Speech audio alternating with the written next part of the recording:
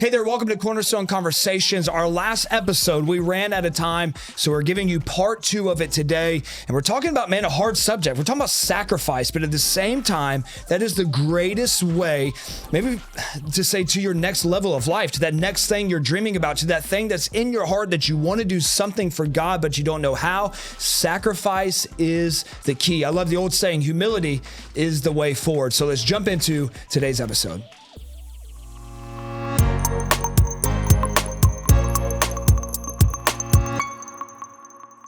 Count it all joy, right? Yeah, my brothers, when you fall into various trials of many kinds. And it's like,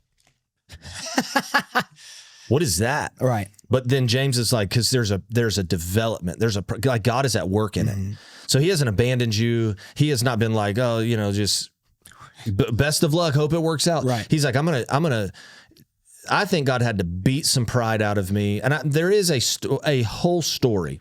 There is an entire story of my loss of football and my calling to pastor. They are directly connected.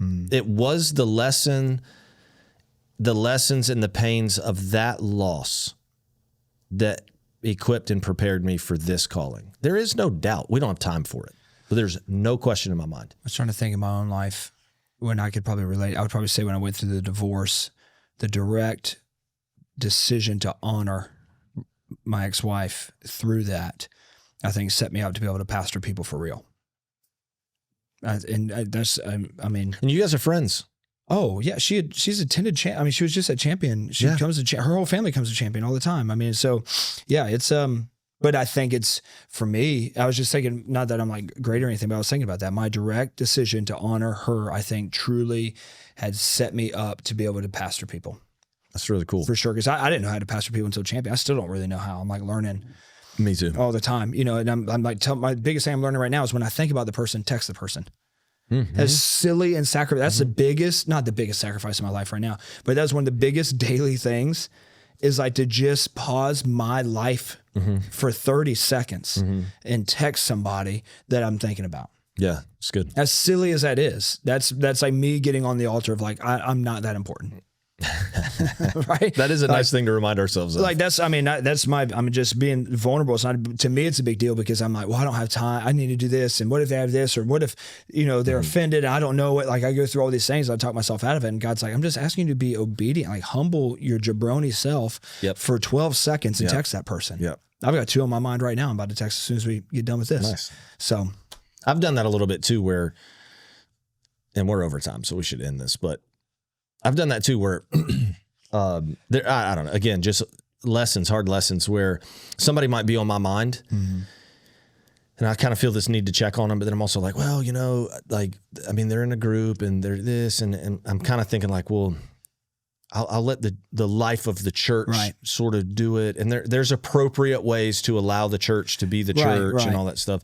But I've done the same thing where I'm like, here's the deal.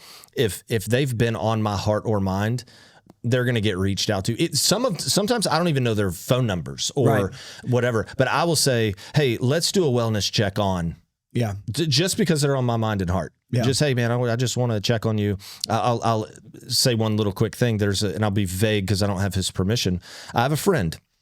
He is a friend, and we've been in some life groups together and the whole thing. And we bumped into each other months ago.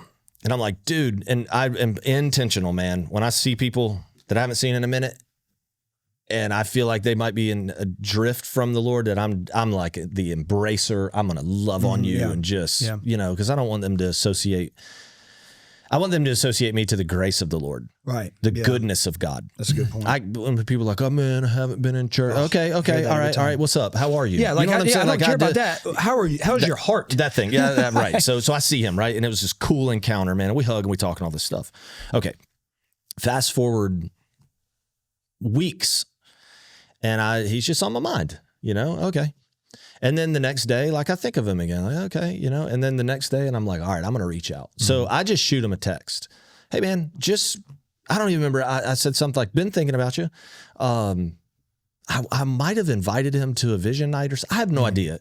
I could look, but I just text him. He does not text me back and I didn't think anything of it.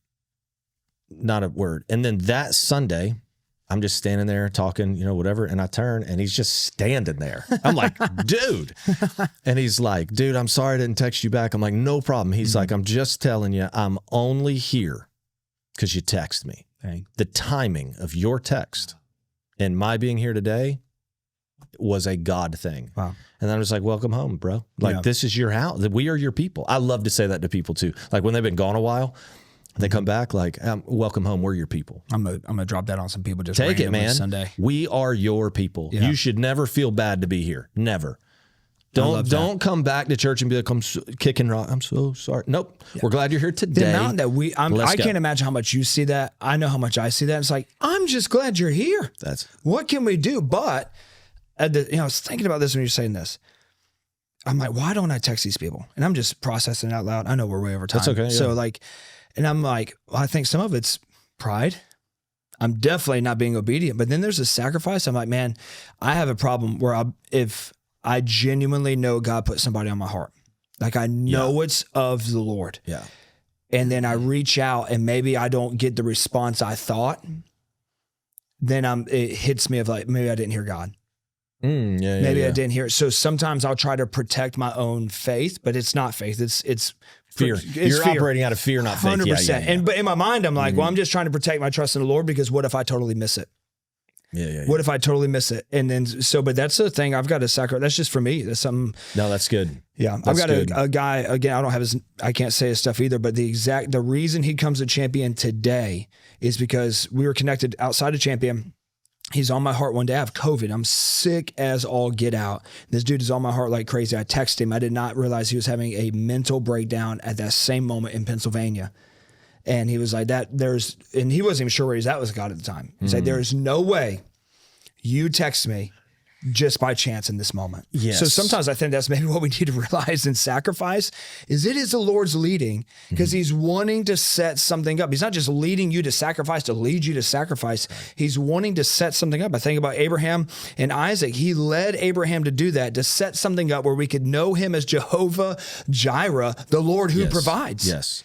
If he doesn't do that, then I'm not saying we wouldn't get that side of God, but we get to see a whole nature of God because of trusting in a sacrificial moment. And like, what are we missing that we could learn about God in a sacrificial moment instead of just holding back to like, well, I'm comfortable here. Yeah, or for me, I'm fearful here. It is not always the destination. It's often the journey. 100%. If Abraham's not obedient to take all those steps, it really was the journey, not necessarily the destination, right? Yep. And maybe that's a little bit of a stretch, but what he learned of the Lord, and by the way, I know we're over time, but he sounds very faithful the entire time. Right. That he is not going up there to sacrifice his son. There seems to be some sort of faith in him if you just read that story. Was that Genesis 22 if you were to go read it? You're so good at that. You're very good at that. I'm pretty sure I can't 22. Say that I know that answer, but I also think let me just pedal here a second. That's a great example where Abraham is obedient to the Lord, and it didn't cost him what it seemed it was going to cost him. And I think there are times that God will ask us to take a step, give up something, reach out to someone. You fill in the blank for how the Lord has led you, and we withhold for fear that he is going to take something from us. That is not the nature of God. Right. For God so loved the world that he gave. He is a giver. He gave his life for us. He gave his best to us. He's not going to take from us. I think there are times that God will say, give me that. And then we will be like, okay, here it is. And he'll be like, great, you can have it. Right. Just wanted to know would you give it up? Right. And then there are going to be times that he's like the rich young ruler, just sell it all. Right. Yeah. That's all got a hold of you. Get rid of that so I can get a hold of you. All right. You want to hear a quick story? Sure. True story. There is a church. I do not know who the church is. I don't know the pastor. I heard this is secondhand, so take it for what it's worth, that this church is doing a discipleship journey like us, bigger church than us. We're the smallest church I know of doing what we're doing, by the way. And so there's a young, rich guy in the church. And he goes to the leadership and he says, I believe that I am hearing from the Lord that I am the rich young ruler. Wow. I am young. I am rich. And I believe that God wants me to sell everything Wow. and give it to the church. To which the leadership was like, oh, all right, hang on. Right? Yeah, like, let's slow it down a little bit. And they're rightfully trying to just disciple. Yeah. All right, hang on. Bring wisdom. Yeah, yeah. He says, I pray that my church doesn't have less faith than I do. Wow. Then he says, I think what the rich young ruler may have missed was he probably could earn it back. He was young and he knew how to do it. So this guy says, I believe this is what the Lord is asking for me, sells everything he has. Wow. Moves into a studio apartment, the whole thing, gives $18 million to the church. My goodness, Lord, speak to somebody at Champion. And in 4 months, he's earned half of it back. Wow. 4 months. Wow. Because he said, that's what I think God has asked of me, and I will give it to him because I think God's equipped me to go get it back. And dude, that's killer, man. Yeah. So wow. Anyway, God might not ask you for everything. Right. But he might. Yeah. But Jesus, you say it all the time. Luke 9, Jesus says, if you're going to follow me, you give up your own way. Yep. Pick up your cross, follow me. Yeah. We've been talking a long time, man. Must be the jelly bean. Yeah, we had to let that get out of my system. My nose just stopped running. But it's legit hot. That's, man, you can't follow God without sacrifice, period. You just can't. You can't do it. You can't be truly obedient. Even for me, I kind of like, I'm trying to get more in the vulnerable side like you are. And it's like the processing, like, all right, well, why? I didn't plan on talking about me not texting people or not doing that kind of stuff. But it goes to even what you said, it's the tension. This is what he's telling me to do right now. My mind is where are we going to put everybody because we're out of room in Champion. And he's like, I'm just telling you, I just told you to text these 2 people. That's it. And I told you at 4 a.m. when you're running. Why haven't you done it yet? Sometimes I don't think he's, you know what I'm saying? Right. I'm thinking we're out of seats. We need money for seats. He's saying text 2 people. Sometimes I think we think it's this big, big deal. And that's good, man. No. It's just this little stuff. And if you can do that little stuff, I've got the bigger ones. That's awesome. For sure. And that's, you can apply that in any point of your life of these little nudges that the Lord gives, of these little sacrifices, these little moments of humility, of obedience. And it just opens up, man. It just opens up these small steps, man. You look back and you see God did some really cool stuff. He is worth it. Yeah. It's just worth it. Yeah. It's hard. And I know this part freaks you out. We'll stand before God and answer. It does freak me out. We will stand before him and answer. Did we listen to the small nudges? Yeah. Not just the big. Every idle word. Yeah. Not just the big, like, was my life worth being a movie? I mean, I've never thought that, but I think sometimes we think that. Well, if it's like, no, is it the little simple things that you stewarded well through humility, obedience, and sacrifice? Yeah. I don't even want to finish, but I know we have to. I know, man. Or we just keep talking and turn it into another episode. I don't know what else there is to say on that, though. Either. I feel like. Man, I don't know. You were saying so many things. My mind was like racing too, but I want to be courteous to the others in the room that might need to leave. That's true. All right. Well, we can always hit this back again, buddy. Great stuff today. This was a good one. I really hope, man, this isn't a fun one to be like, oh, Lord, but it is worth it. Listen to humility, the direction, and man, just be sacrificial. It always pans out. It always does. You good? Following Jesus is not always easy. I don't know if it ever is. But it's always worth it. Yeah. It's always worth it. I don't know if I've ever been like, man, this is easy. There's always fun and rewarding, I think. But sometimes it is sacrificial. You think it's fun? Do you go into stuff like this is fun and rewarding sometimes? For sure. I see. It's hard for me in the moment. I don't know if I've ever said that out loud with my mouth. What do you mean? I think sometimes, like even just use a Sunday for an example, knowing the stress, the level, the work, the grind going into it. I don't really wake up many Sunday mornings like, oh, I'm excited. I wake up Sunday mornings like knowing the pressure there.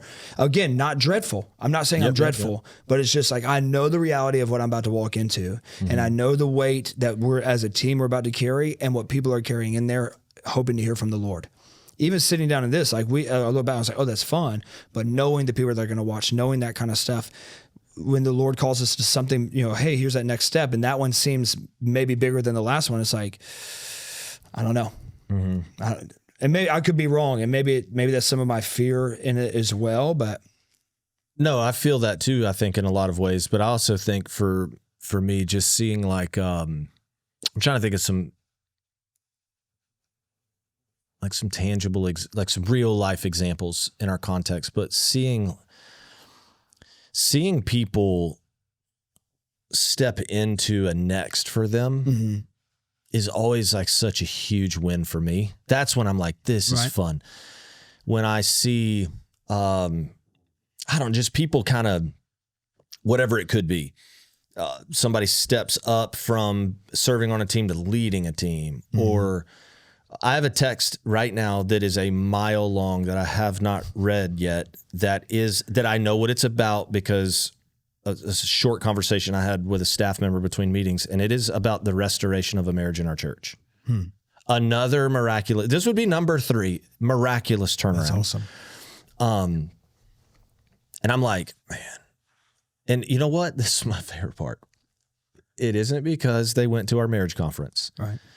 It isn't because they took our marriage class, neither of which are existing at the moment. I literally was like, I didn't know y'all had that. Yeah, stay tuned. It's not because they sat with me and Lauren and we counseled them.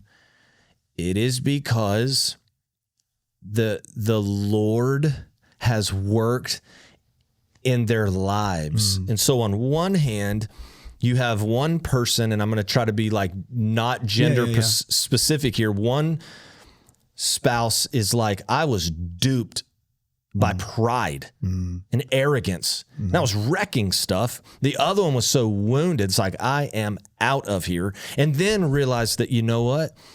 I do not even have biblical grounds to do so. And the Lord, I was operating out of pain and flesh, and the Lord has spoken to my heart and I'm just like, that is fun. That's when I'm like, this is why we do it. Right, 100%. But like leading, I 1,000% agree with you. When you see the touchdown, the win, the celebration, awesome. I guess maybe I'm going to try to defend myself here. No, say it, because maybe I was misunderstanding.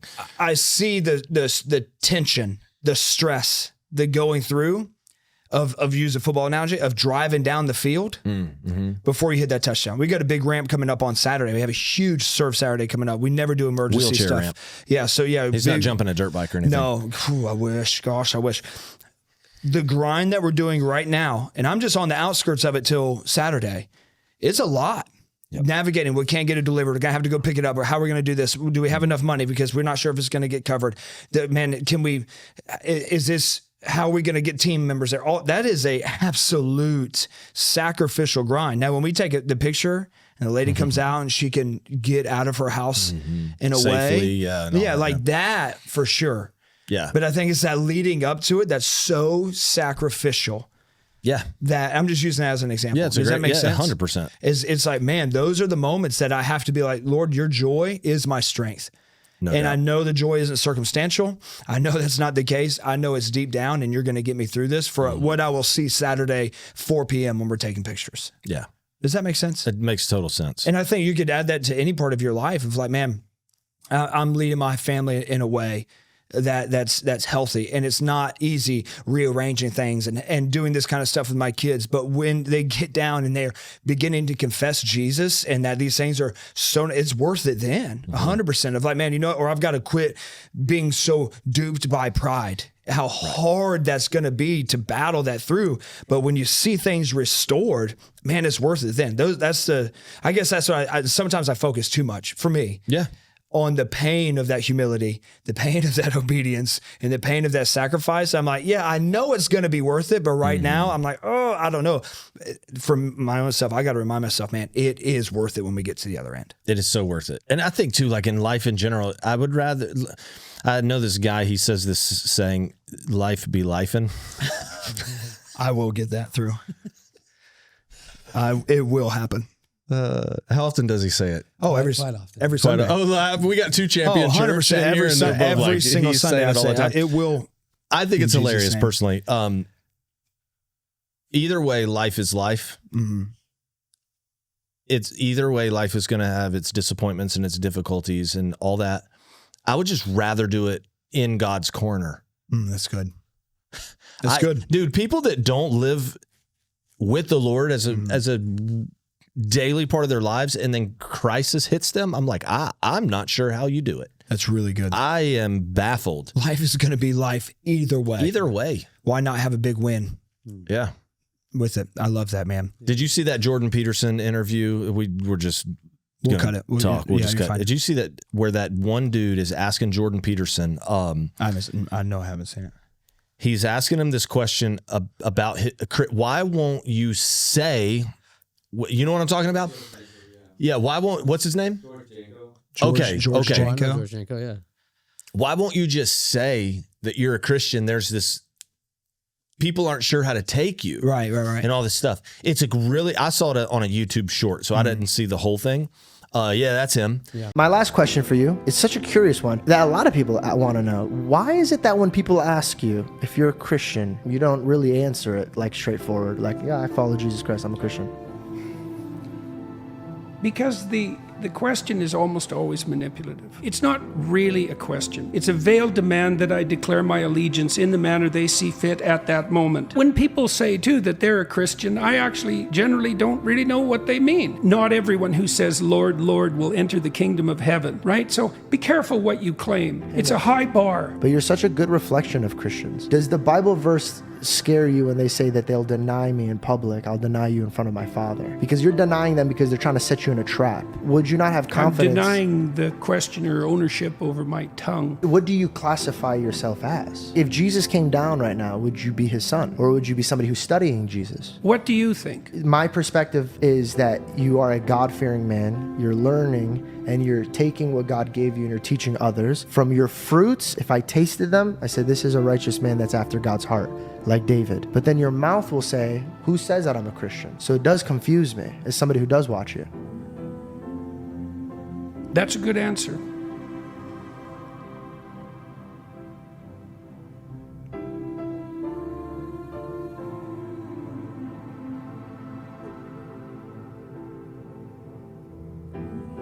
I don't know how to add to that. I'm trying to find my way, and I'm communicating with people about that voyage as clearly as I possibly can. I'm painfully public. People can draw their own conclusions. If they want a casual conclusion, I'm not interested in providing that. People think it's obvious. They ask things that, do you believe in God? And I don't answer that question because I don't know what the hell you mean by the question. There isn't a more difficult question than that. That is the hardest question.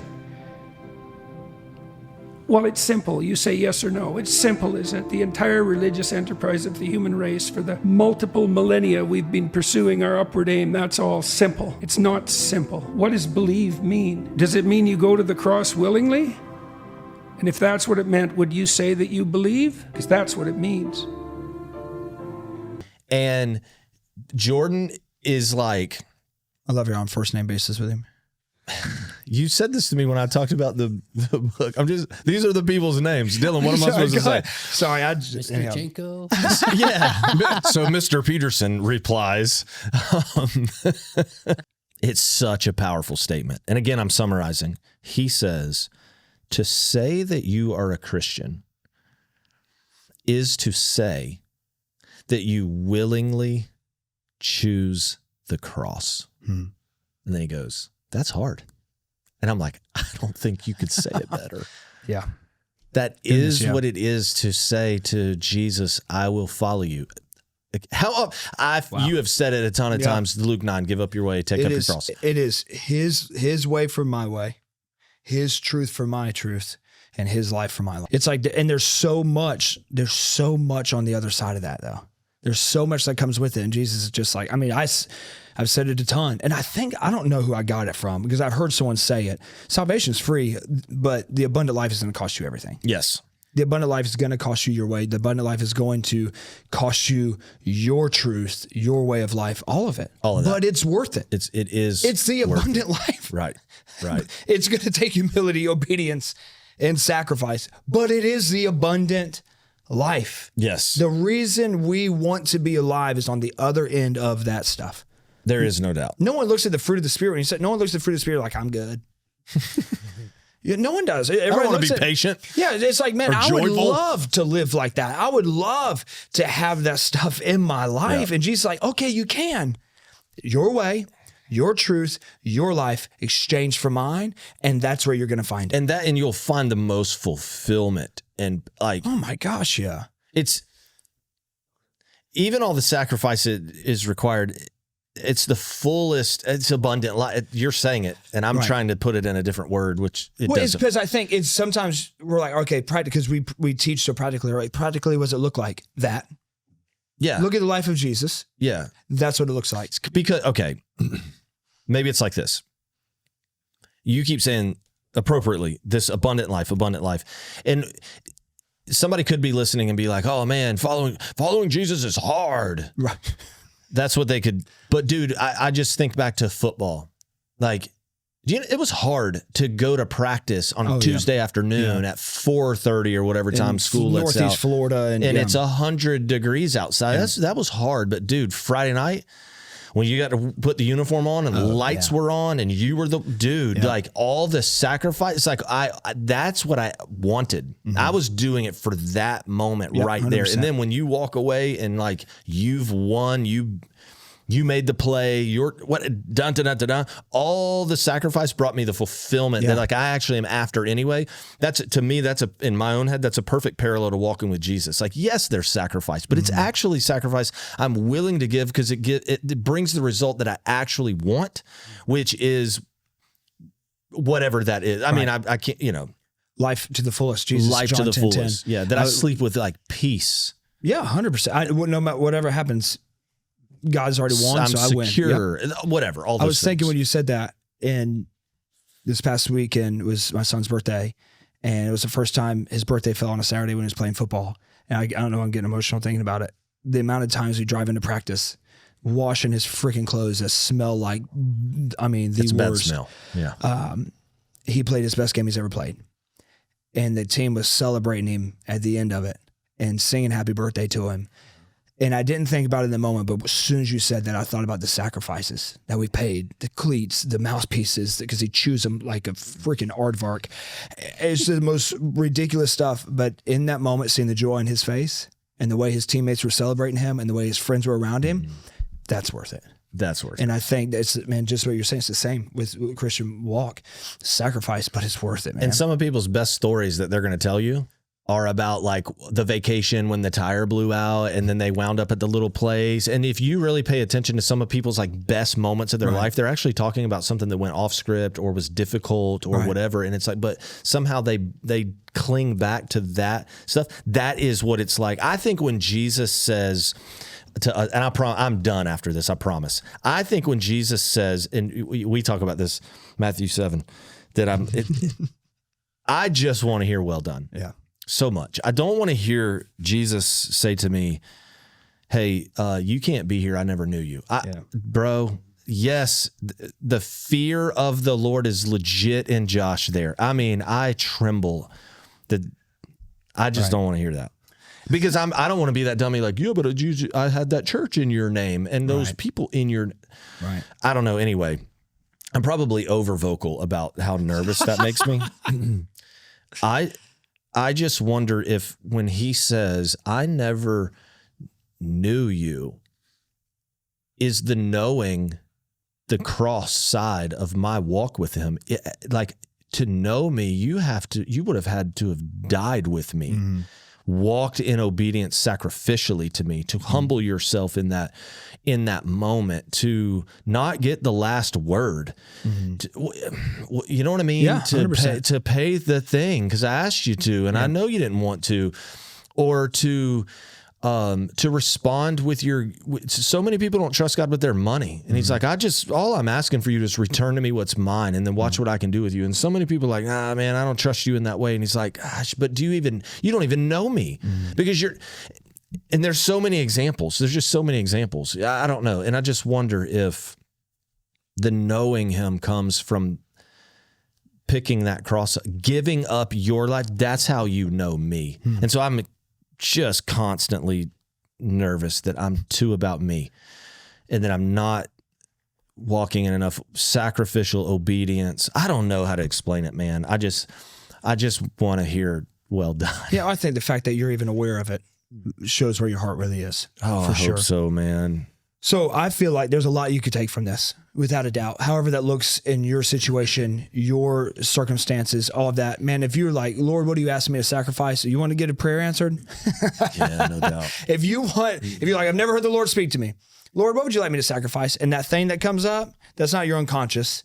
That's not the devil. That's the Lord leading you into something that's going to take humility. It's going to take obedience, and it's going to be sacrificial, but it is going to be worth it. You got anything else? No, I need to stop talking. We'll definitely split this into two. Hey, share this with somebody you know that needs to make some sacrifices, that are selfish, and they need some sacrifices. Until next time, God bless you guys. We'll talk to you soon.